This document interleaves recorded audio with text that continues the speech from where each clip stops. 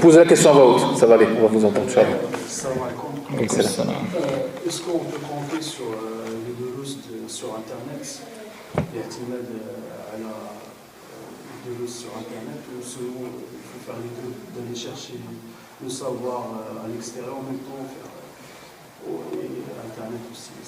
نعم ici شوف يا أخي الحبيب كما قال عليه الصلاة والسلام من سلك طريقا ici celui qui il parle le frère il dit ici est-ce que ici on doit se contenter des doros d'accord sur internet etc en restant chez soi, ou est-ce que ici on doit aller chercher la science, c'est-à-dire les assises de science etc, ou est-ce qu'on doit faire les deux, c'est ça ici le fait d'assister physiquement à un cours ça n'a rien à voir ici avec le fait de rester chez soi et d'assister à un cours de chez soi.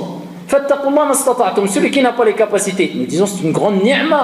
Maintenant le fait de pouvoir avoir accès aux cours, même des grands, des kibars, des grands savants comme Cheikh Uthaymin, Cheikh Al-Albani, etc. ici à travers internet. Voilà, même si tu as écouté 1000 cours de Cheikh Uthaymin par exemple sur internet, est-ce que c'est comme si tu avais participé à 1000 cours de Cheikh Uthaymin?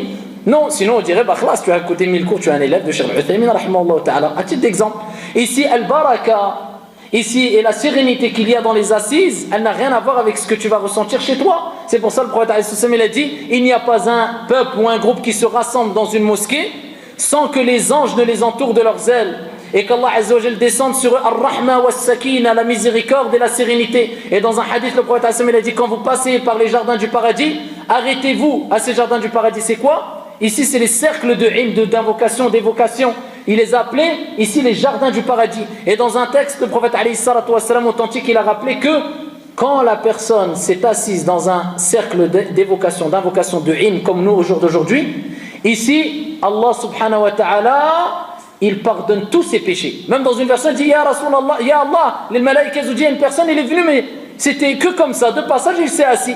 Tellement que la miséricorde est grande, le pardon d'Allah Azza wa Jalla est grand, et qu'Allah aime ses cercles, il dit même lui pardonne-lui ses péchés. Ça n'a rien à voir. Et c'est pour ça que quand quelqu'un participe en direct, ici, ça, il va ressentir d'autres choses que la personne qui a écouté de chez lui. Ça c'est clair. Donc celui qui peut se déplacer, il faut qu'il se déplace. Et quand il ne peut pas se déplacer, et c'est alhamdoulilah, fattaqullah mastata'tum, ici il suit de chez lui et il en sera récompensé bi'idnillah, wallahu a'lam.